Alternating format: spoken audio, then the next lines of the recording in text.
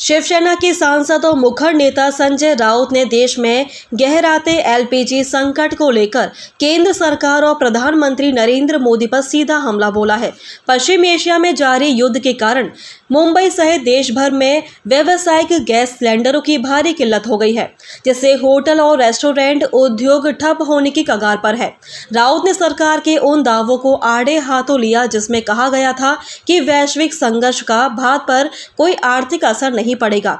संजय राउत ने कहा कि प्रधानमंत्री, वित्त मंत्री और विदेश मंत्री के तमाम आश्वासन अब झूठे साबित हो रहे।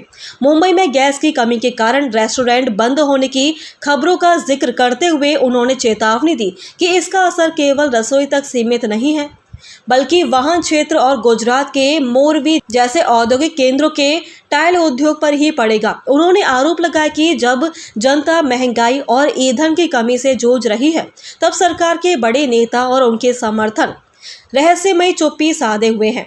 नाली से गैस वाले बयान पर तीखा कटाक्ष। संजय राउत ने प्रधानमंत्री नरेंद्र मोदी के उस पुराने और चर्चित बयान पर तंज कसा जिसमें उन्होंने नाले की गैस से चाय बनाने वाले प्रयोग का जिक्र किया था। राउत ने चुटकी लेते हुए कहा कि अगर नाले से गैस बन सकती है तो प्रधानमंत्री को अब देरी नहीं करनी चाहिए और यहाँ के नालों पर गैस बनाने वाले बड़े षड्यंत्रों का उद्घाटन करना चाहिए ताकि होटलों और घरों को गैस मिल सके। उन्होंने तंज कसते हुए कहा कि जब आयातित एलपीजी खत्म हो रही तो सरकार को अपने स्वदेशी और अनोखे प्रयोगों को जमीन पर उतारना चाहिए। गैस संकट के साथ साथ राउत ने भारत की विदेश नीति और अंतर्राष्ट्रीय छवि पर भी सवाल उठाए। उन्होंने अमेरिकी प्रेस सचिव के हालिया बयान का हवाला देते हुए कहा कि यह देश और प्रधानमंत्री का अपमान है।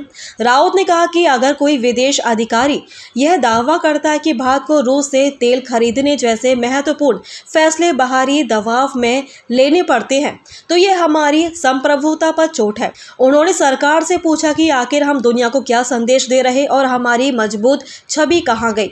दुनिया आयोग और संवैधानिक संस्थाओं पर प्रहार। संजय राउत ने इस दौरान चुनाव आयोग को भी नहीं बख्शा।